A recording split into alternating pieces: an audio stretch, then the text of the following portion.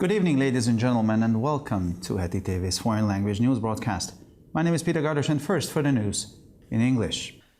The Fidesz-KDNP has won the Hungarian parliamentary elections for the fourth time in a row, and this democratic Hungarian election must be respected, said the Polish Prime Minister Mateusz Morawiecki at a press conference on Monday. At this press conference on developments in the war in Ukraine, Morawiecki was asked by journalists about Poland's position on the issue. The first thing to note, regardless of one's position on Hungary, is that Fidesz-KDNP won the elections for the fourth time and with the best possible results, winning a two-thirds constitutional majority, said Morawiecki, stressing that democratic elections must be respected. In a telephone call on Wednesday with Russian President Vladimir Putin, re-elected Prime Minister Viktor Orbán proposed an immediate ceasefire in the Russian-Ukrainian war. Viktor Orbán told an international press conference in Budapest that he had also suggested to the Russian president that he, the Ukrainian and French presidents, as well as the German chancellor, should come to Budapest the sooner the better and hold a meeting. The only goal of this meeting would be an agreement on an immediate ceasefire, he said.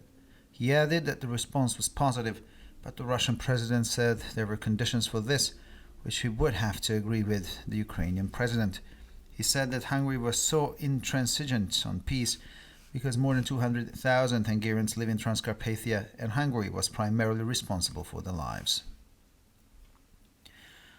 Prime Minister Naftali Bennett on Wednesday cancelled all his programs to deal with the political crisis and called an emergency meeting of all remaining Knesset members of his party after coalition chairman Edith Silman announced his resignation in the morning, leaving the coalition with a minimal majority of 60 MPs.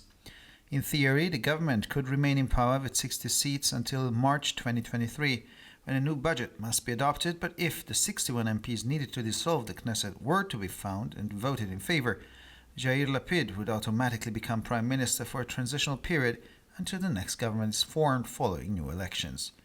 The other option is to form an alternative government in the current 24th Knesset without elections, although it seems that this would be difficult for the Netanyahu-led Likud, as it would require the transfer of at least 7 coalition MPs.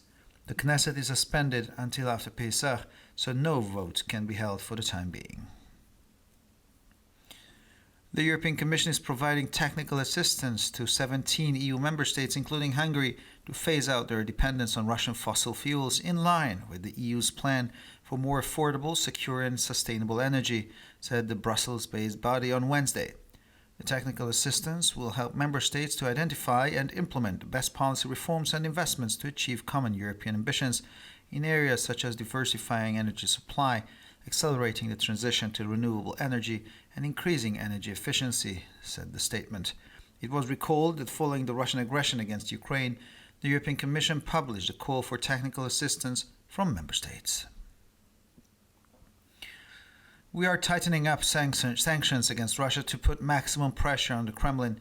The new package only covers coal imports, but sooner or later we will have to impose sanctions on Russian oil and gas, said European Council President Charles Michel at the European Parliament's plenary session in Strasbourg on Wednesday. Speaking during a debate on the conclusions of the EU summit on the 24th and 25th of March, the President said the dependence on Russian fossil fuels must be ended and European sovereignty must be built. At the summit, EU leaders agreed on a common energy purchase, which could be a step forward, the Belgian politician pointed out. He added that there will be a price to pay for the introduction of sanctions, but Europeans are willing to pay it. The European Council President sent a message to the Russian soldiers not to continue killing their Ukrainian brothers and sisters, but to leave the battlefield. He said it was a good idea to give asylum to deserting Russian soldiers. According to Volodymyr Zelensky, Russia is using starvation as a weapon against Ukrainians in order to gain more territory, reports the BBC. The Ukrainian president said that Russian missiles are destroying livelihood sites. He added that the invading army had also got its hands on Ukrainian seaports and food export ships. Before the war, Ukraine was one of the world's most important agriculture and food zones, and the inability to supply food to millions of people will cause serious financial hardship, according to Zelensky. The United States has announced economic measures to ban new investment in Russia and new financial sanctions against Russia's largest bank and several major state-owned enterprises, as well as Russian government officials and their families. The US has thus completely blocked more than two-thirds of the Russian banking sector. The US also intends to block completely important Russian state-owned companies, a list of which will be officially announced later. In addition, the official noted that the Treasury Department has prohibited Russia from making debt payments with dollars accumulated in US banks. And finally, for the weather, a cold front is coming. Overcast conditions are likely throughout the day, with rain in several areas and heavy rain in certain places. On Sunday, strong winds from the north, which will become cloudier in the east, with heavy clouds in the Trans-Danubian region and sunny in the afternoon hours. In the east, light rain and showers are possible. The temperatures will range between 7 and 11 degrees Celsius in the morning and between 11 and 16 degrees Celsius in the afternoon hours. For further information, please visit our websites at www.hettytv.com or breuerpress.com. So much for the news in English, and now we continue with the news in German.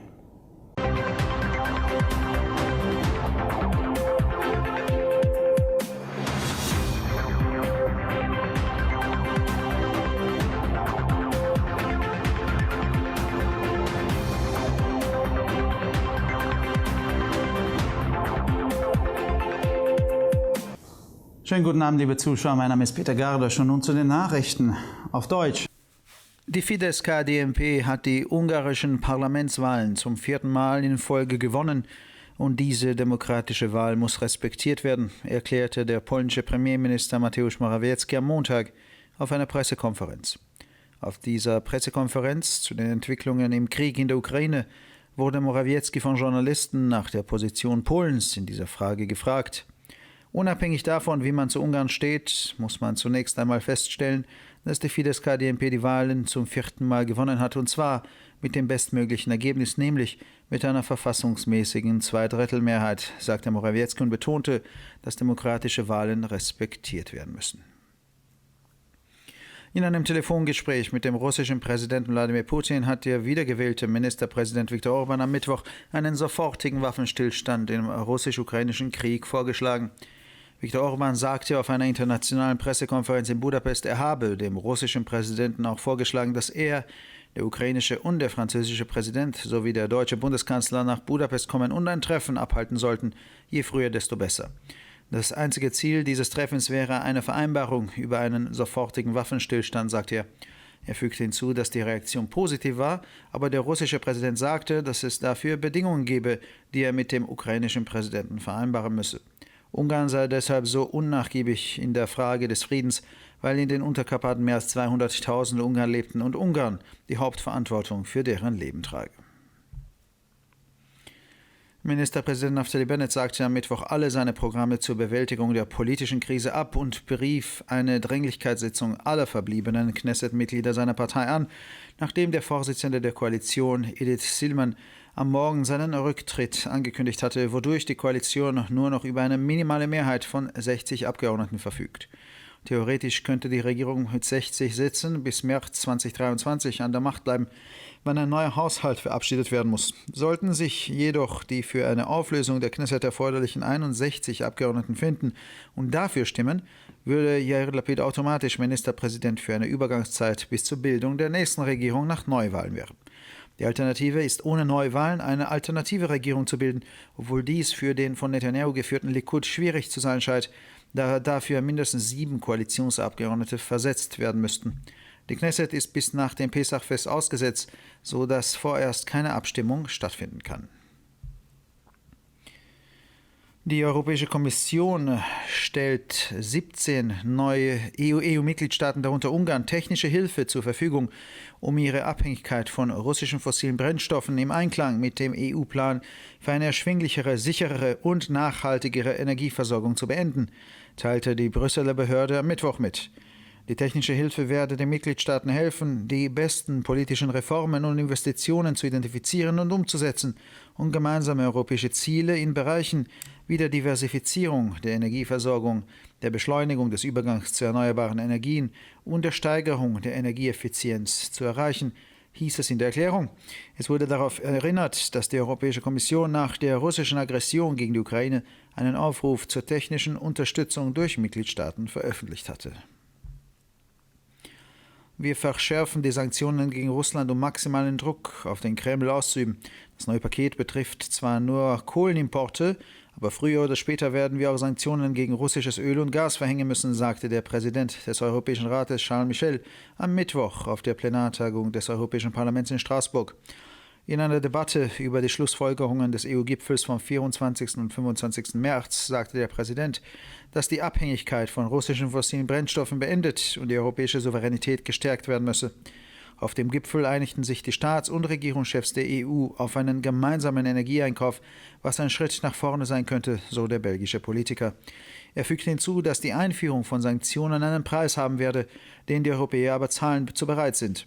Der Präsident des Europäischen Rates richtete eine Botschaft an die russischen Soldaten, nicht weiter ihre ukrainischen Brüder und Schwestern zu töten, sondern das Schlachtfeld zu verlassen. Er sagte, es sei eine gute Idee, desertierenden russischen Soldaten Asyl zu gewähren.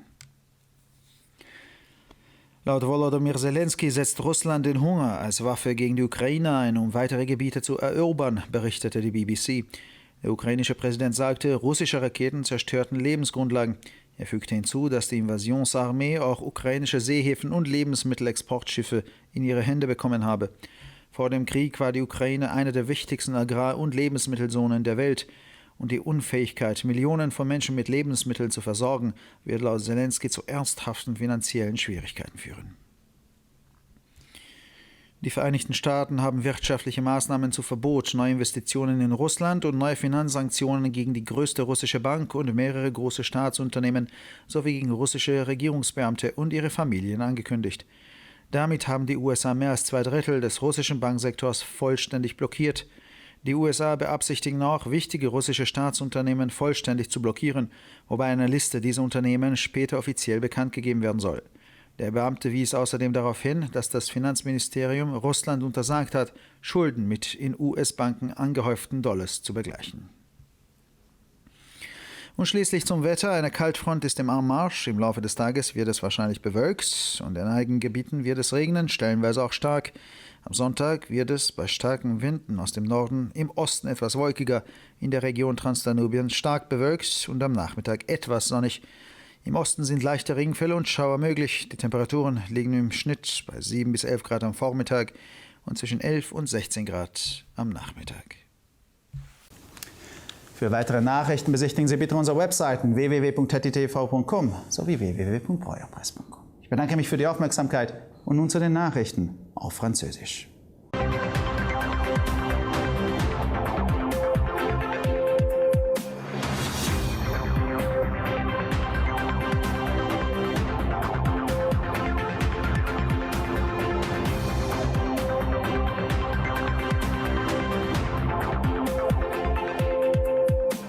Bonjour à tous et bienvenue à HettitV. Je m'appelle Peter Gardosch et ce sont les titres en français. Lundi, le Premier ministre polonais Mateusz Morawiecki a indiqué lors d'une conférence de presse que le Fidesz-KDNP avait remporté les élections législatives hongroises pour la 4e fois consécutive et que cette élection démocratique hongroise devait être respectée. Lors d'une conférence de presse sur l'évolution de la guerre en Ukraine, M. Morawiecki a été interrogé par les journalistes sur la position de la Pologne sur cette question. La première chose à noter, quelle que soit la position de chacun sur la Hongrie, est que le Fidesz-KDNP a remporté les élections pour la 4e fois et avec les meilleurs résultats possibles en obtenant notamment une majorité constitutionnelle des 2/3, a précisé M. Morawiecki, soulignant que les élections démocratiques devaient être respectées. Mercredi, lors d'un appel téléphonique avec le président russe Vladimir Poutine, le Premier ministre hongrois réélu Viktor Orban a proposé un cessez-le-feu immédiat dans la guerre russo-ukrainienne. Viktor Orban a indiqué cela lors d'une conférence de presse internationale à Budapest, ajoutant qu'il avait également proposé au président russe que lui-même, les présidents ukrainiens et français, ainsi que les chanceliers allemands, se réunissent à Budapest le plus tôt étant le mieux. Le seul objectif de cette réunion serait un accord sur le cessez-le-feu immédiat, a-t-il précisé. Il a ajouté que la réponse était positive, mais que le président russe avait indiqué qu'il y avait des conditions à cela sur lesquelles il devrait se mettre d'accord avec le président ukrainien. L'intransigeance de la Hongrie sur la paix s'explique par le fait que plus de 200 000 Hongrois vivent en Transcarpathie et que la Hongrie doit assumer en premier lieu la responsabilité de leur vie, a expliqué le chef du gouvernement. Mercredi, le premier ministre israélien Naftali Bennett a annulé tous ses rendez-vous pour faire face à la crise politique. Il a convoqué une réunion d'urgence de tous les membres restants de la Knesset après que ce matin-là, le chef de la coalition, Idit Silman, a annoncé sa démission. En effet, cela signifie que la coalition se retrouve réduite à 60 députés, ce qui est insuffisant pour une majorité minimum. En théorie, le gouvernement pourrait rester au pouvoir avec 60 sièges jusqu'en mars 2023, date à laquelle un nouveau budget doit être adopté, mais si les 61 députés nécessaires à la dissolution de la Knesset étaient réunis et qu'ils votaient en sa faveur, Yair Lapid deviendrait automatiquement Premier ministre pour la période intérimaire jusqu'à la formation du prochain gouvernement à la suite de nouvelles élections. L'autre option consiste à former un gouvernement alternatif au sein de l'actuelle 24e Knesset sans élection. Or, il semble que cela soit difficile pour le Likoud dirigé par M. Netanyahou, étant donné que cela nécessiterait de récupérer au moins 7 membres de la coalition. La Knesset est suspendue jusqu'après Pessah, dont aucun vote ne peut avoir lieu pour le moment. Mercredi, la Commission européenne a annoncé que, conformément au plan de l'Union européenne pour une énergie plus abordable, plus sûre et plus durable, elle fournirait un assistant technique à 17 États membres de l'Union européenne, dont la Hongrie, afin de réduire progressivement leur dépendance à l'égard des combustibles fossiles russes. Selon les communiqués, cet assistant technique aidera les États membres à identifier et à mettre en œuvre les meilleures réformes politiques et les meilleurs investissements pour réaliser les ambitions européennes communes dans des domaines tels que la diversification de l'approvisionnement énergétique, l'accélération de la transition vers les énergies renouvelables et l'augmentation de l'efficacité énergétique. Il a été rappelé qu'à la suite de l'agression russe contre l'Ukraine, la Commission européenne avait publié un appel à l'assistance technique des États membres.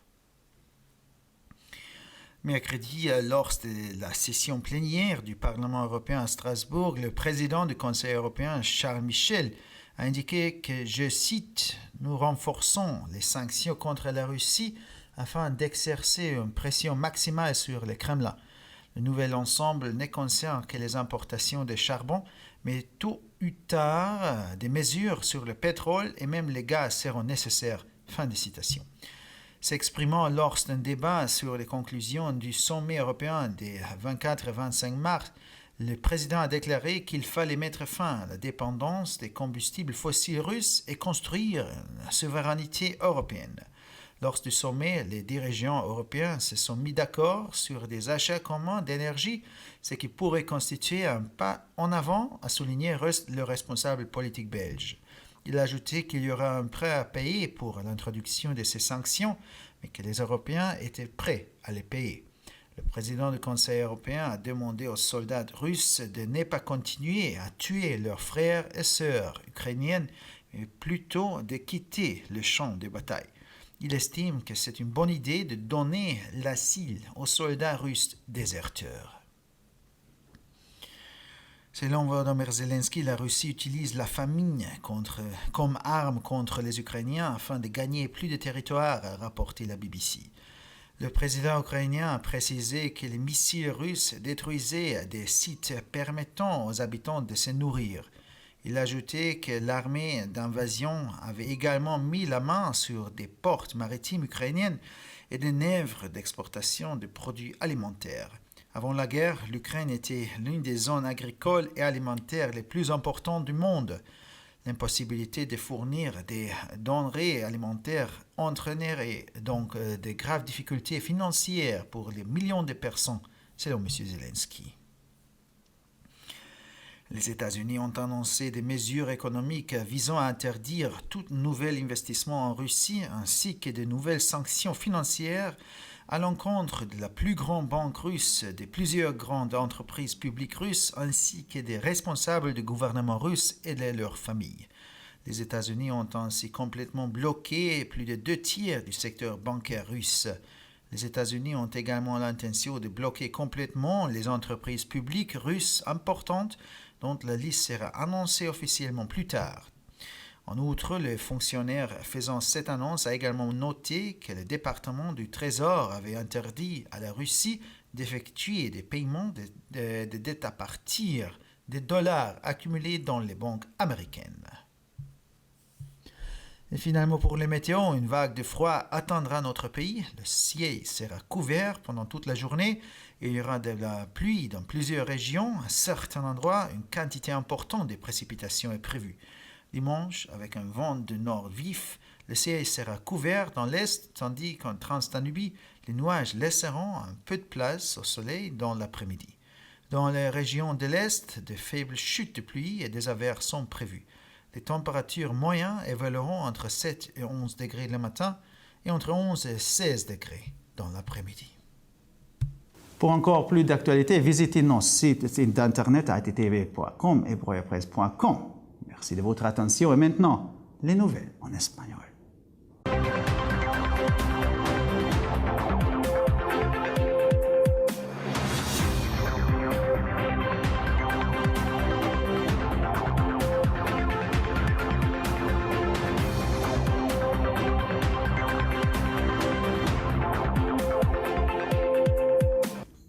Buenas noches, damas y caballeros, y bienvenidos al programa de noticias en idiomas extranjeros de ETV. Mi nombre es Peter Gardos y estas son las noticias en español.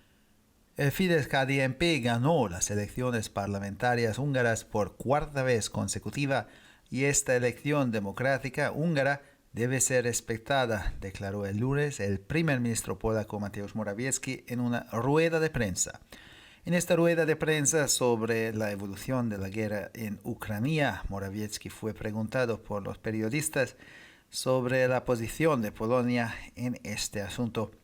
Lo primero que hay que señalar, independientemente de la proposición de cada uno sobre Hungría, es que el Fidesz-KDNP ha ganado las elecciones por cuarta vez y con el mejor resultado posible, obteniendo una mayoría constitucional de 2/3, respondió Morawiecki, subrayando que las elecciones democráticas deben ser respetadas. En una llamada telefónica mantenida el miércoles con el presidente ruso Vladimir Putin, el reelegido primer ministro Viktor Orbán propuso un alto el fuego inmediato en la guerra ruso-ucraniana.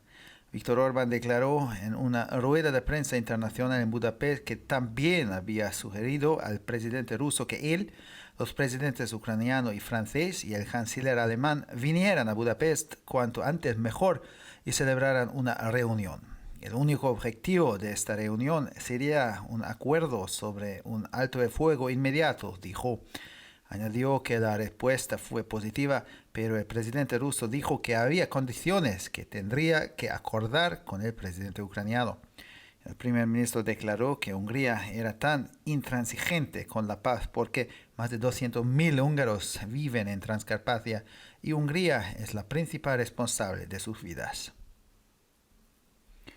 El primer ministro Naftali Bennett canceló el miércoles todos sus programas para hacer frente a la crisis política y convocó una reunión de emergencia con todos los miembros restantes de su partido en la Knesset después de que el presidente de la coalición, Idit Silman, anunciara su dimisión por la mañana, que provocó la pérdida de la mayoría parlamentaria mínima de 60 diputados. En teoría, el gobierno podría mantenerse en el poder con 60 escaños hasta el marzo de 2023, cuando debe aprobarse un nuevo presupuesto, pero si se encontraran los 61 diputados necesarios para disolver la Knesset y votarán a favor, Yair Lapid se convertiría automáticamente en primer ministro durante un periodo transitorio hasta que se forme el próximo gobierno tras nuevas elecciones.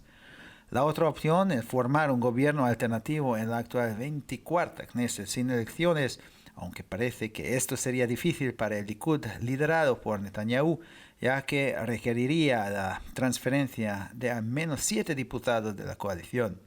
La Knesset está suspendida hasta después de Pesach, por lo que no puede celebrarse ninguna votación por el momento.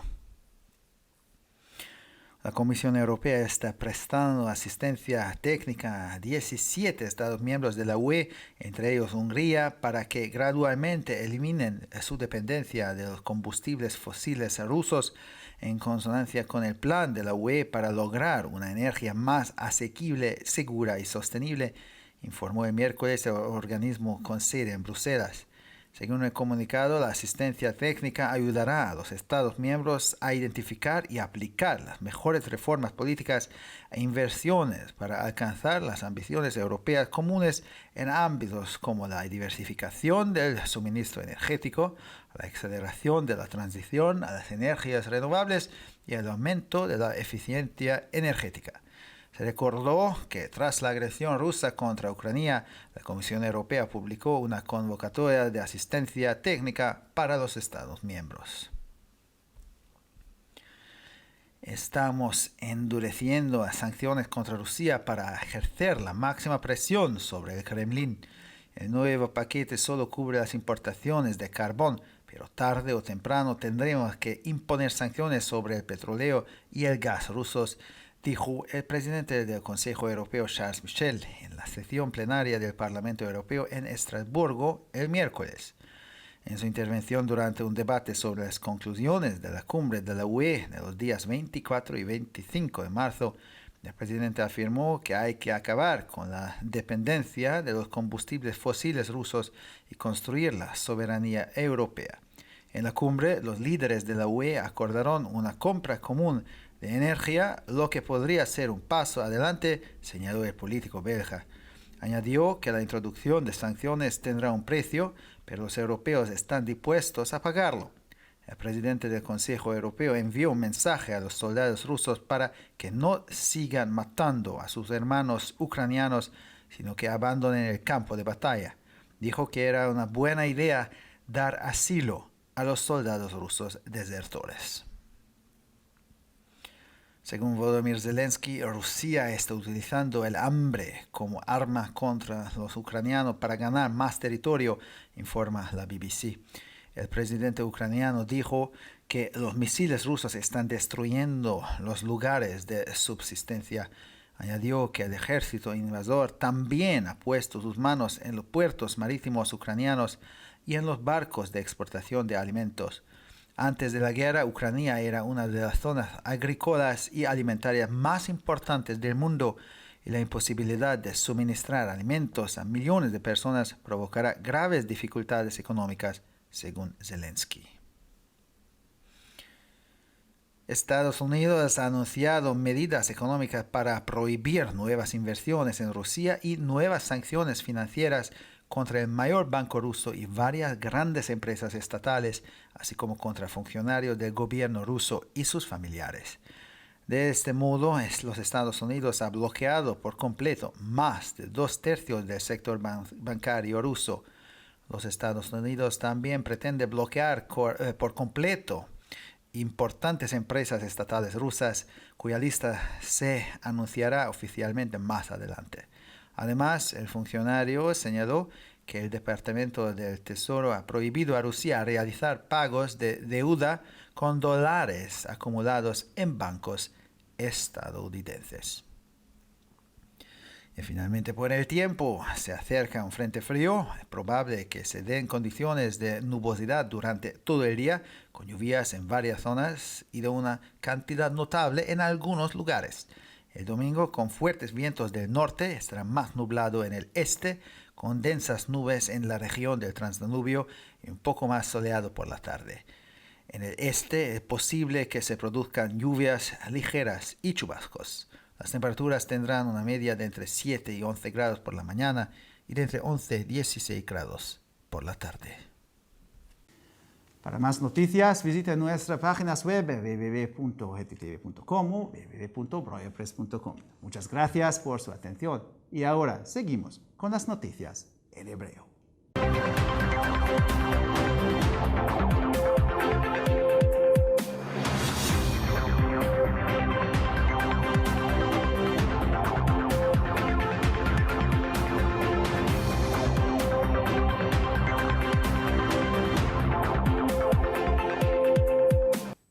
שלום וערב טוב, כאן ציפי בוכמן וילדבאום עם החדשות בעברית.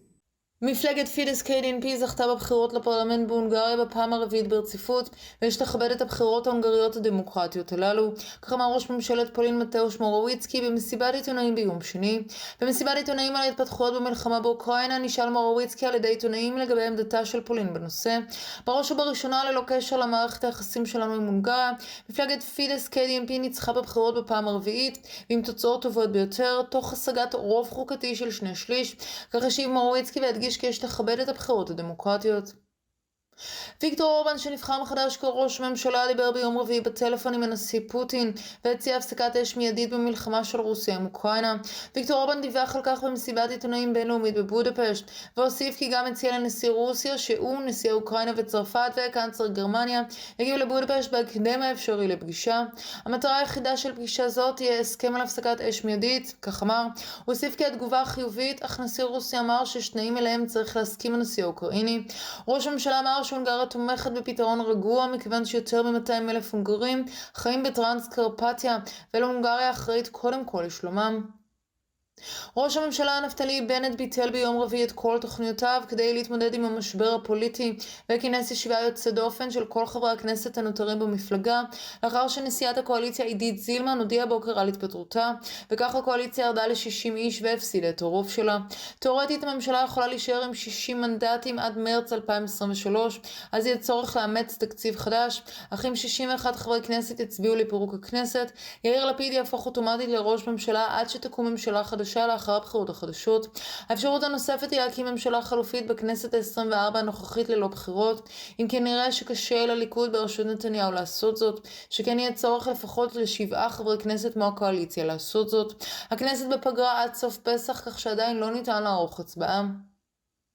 הנציבות האירופית מספקת סיוע טכני ל-17 מדינות החברות באיחוד האירופי, כולל הונגריה, כדי להפסיק את התלות שלהן בדלקים ובנים רוסיים בהתאם לתוכנית של האיחוד האירופי לאנרגיה זולה יותר, בטוחה ובת קיימא, כך אמר הגוף בבריסל ביום רביעי. לפי הודעת הנציבות, סיוע טכני יסייע למדינות החברות לזהות וליישם את הרפורמות וההשקעות הטובות ביותר במדינות להשגת שאיפות אירופאיות משותפות בתחומים כמו גיוון אספקת האנרגיה, האצת המעבר לאנרגיה מתחדשת והגברת יעילות האנרגיה. הם הזכירו כי בעקבות התוקפנות הרוסית נגד אוקראינה, הנציבות האירופית פרסמה קריאה שבה ביקשה מהמדינות החברות לציין את הצורך שלהן בסיוע טכני. אנחנו מגבירים את הסנקציות נגד רוסיה כדי שנוכל להפעיל לחץ מקסימלי על הקרמלין. החבילה החדשה משפיעה בינתיים רק על ייבוא פחם, אבל במוקדם או במאוחר נצטרך להטיל סנקציות על הנפט והגז הרוסי. כך אמר נשיא המועצה האירופית צ'ארלס מישל ביום רביעי במליאת הפרלמנט האירופי בשטרסבורג. בדיון על מסקנות פסגת האיחוד האירופי ב-24 עד 25 במרץ, אמר הנשיא כי יש לבטל את התלות בדלקים מאובנים רוסים ולבנות את הריבונות האירופית. בפסגה הסכימו מנהיגי המדינות החברות באיחוד האירופי על רכש אנרגיה משותף שיכול לעבוד צעד קדימה בתחום זה, כך ציין הפוליטיקאי הבלגי. הוא הוסיף כי המחיר להטלת סנקציות, אך האירופים מוכנים לשלם על כך. נשיא המועצה האירופית אמר לחיילים הרוסים לא להמשיך להרוג את אחיהם האוקראינים, אלא לעזוב את שדה הקרב. לדעתו כדאי להעניק מקלט לחיילים רוסים מרקים. לפי ולדימיר זלנסקי, רוסיה משתמשת ברעב כנשק נגד האוקראינים כדי להשיג שטחים נוספים, כך כותב ה-BBC. נשיא אוקראינה אמר כי הטילים שירו הרוסים הורסים שטחים המביאים פרנסה. הוא הוסיף כי הצבא התוקף הניח את ידיו גם על נמלי ים אוקראינים ועל ספינות המעורבות בייצוא מזון. לפני המלחמה אוקראינה הייתה אחד מאזורי החקלאות והמזון החשובים בעולם, לכן לפי זלנסקי הפיכת אספקת המזון לבלתי אפשרית עבור מיליוני אנשים תגרום למצוקה כלכלית חמורה. ארצות הברית הודיעה על צעדים כלכליים לאסור על השקעות חדשות ברוסיה, כמו גם סנקציות פיננסיות חדשות נגד הבנק הגדול ברוסיה ומספר חברות ממשלתיות גדולות, פקידי ממשל רוסים ובני משפחותיהם. ארצות הברית חסמה בצורה זו לחלוטין יותר מ2/3 ממגזר הבנקאות הרוסי. ארצות הברית גם מתכוונת לחסום לחלוטין חברות חשובות בבעלות ממשלתית רוסית, שרשימתן תפורסם רשמית בהמשך. בנוסף, פקיד אמריקאי ציין כי משרד האוצר אסר על רוסיה לבצע תשלומי חוב מהדולרים שנצברו בבנקים בארצות הברית. ועכשיו נעבור לתחזית מזג האוויר. חזית קרה מגיעה להונגריה. צפוי מזג האוויר מעונן לאורך היום עם גשם במקומות רבים. ביום ראשון עם רוחות צפוניות חזקות חזו עם מזג אוויר קודר יותר במזרח, ובטרנסנוביה יהיה מעונן מאוד עם התבהרות אחרי הצהריים. ייתכן גשם קל וממטרים במזרח. הטמפרטורות צפויות להיות סביב 7 עד 11 מעלות בבוקר ו-11 עד 16 מעלות אחר הצהריים. לחדשות נוספות, אנא בקרו באתרי האינטרנט שלנו, etitv.com או broyerpress.com. עד כאן החדשות, תודה שהייתם איתנו ושיהיה המשך ערב נעים ושבת שלום.